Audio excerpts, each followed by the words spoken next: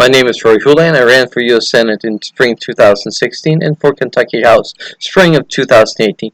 My goal, as always, is to stop the ticking time bombs and put our economy on track for a bright new day instead of all things ending. Let me educate you on the ticking time bombs and give you the rest of the story. Part 2B of year 2019. Should we be pro-life or pro-soul?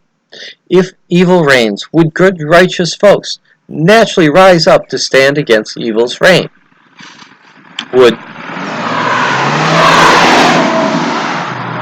evil continue to lie, to turn good to bad, so that bad can now look good?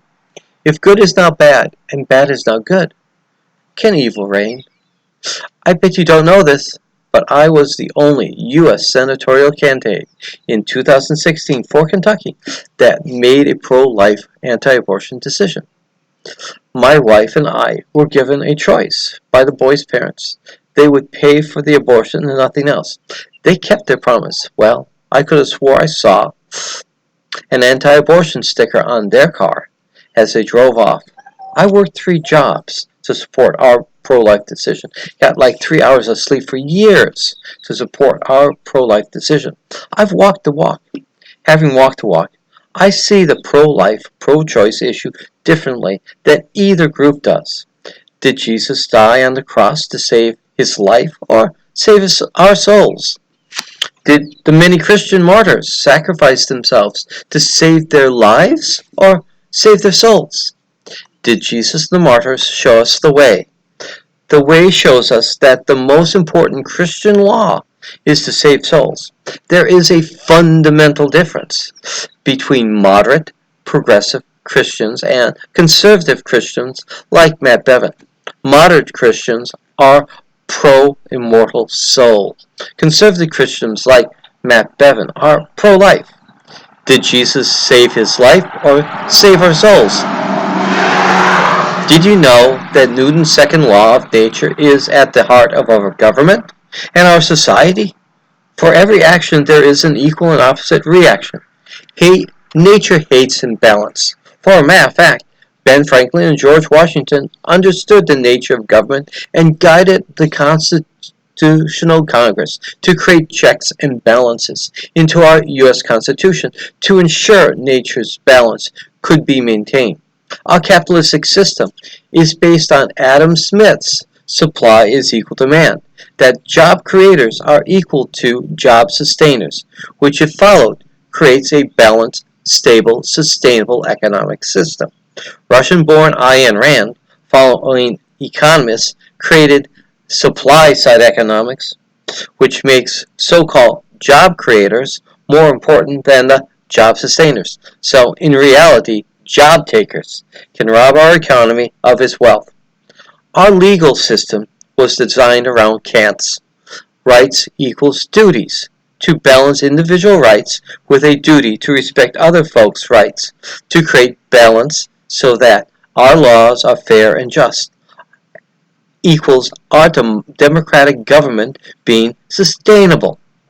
Russian Ayn Rand, following conservative originalists who don't follow precedents and circumvent our U.S. Constitution with Russian Ayn Rand's absolute rights with no duties, like their Second Amendment actions, which gives bad guys guns to unprotect our citizens from the bad guys. Conservatives like Mitch McConnell even voted for an amendment to hide those who sell guns to bad guys from local law enforcement. But as I have said before, for every action, there is an equal and opposite reaction. But with mankind, the reaction can be so many times greater. We have free will and can decide to act in balance or off balance. We can act off balance and follow greed and make supply greater than demand, as conservative supply side economists have. So a few can be richer while the many get poorer. We can follow power, like in conservative Ayn Rand, and act off balance to make the rights of a few powerful conservative elites absolute. So the few have no duties to respect the rights of the many. But there are always consequences to one's action, both intended and unintended. We don't know another's mind, so we can only judge their actions. Do conservative Christian anti-abortion laws overreach? Therefore, they are unbalanced laws and have a greater negative, unintended, and intended consequences on our society and our Christian society. Tell me that calling folks out of the blue and calling their daughters baby killers are going to add seats to our churches' pews. I don't think so. Don't tell me you haven't. I've heard you say this on the phone, and not just once. The bestest of people goaded into doing the worstest thing for our Christian society, or are they going to hate us, those who are called, and hate Jesus? And are the called folks going to go out of their way to make sure that Jesus and is taken out of our society and their lives? Is this action pro-life only, or pro-soul, or neither? Are pro-life Christians just creating more atheists? Do you think that the atheist conservative Randians are laughing at us Christians as they tell us they are anti-abortion, pro-life, and goad us into doing stupid things like calling folks baby killers? Next, we will look at pro-soul. This is the end of Rory's. The rest of the story, Part 2B of year 2019. Should we be pro-life or pro-soul? If you like what you hear, would you do me a favor and subscribe to my YouTube channel, Rory for Us? You have a good and blessed day, folks. Bye.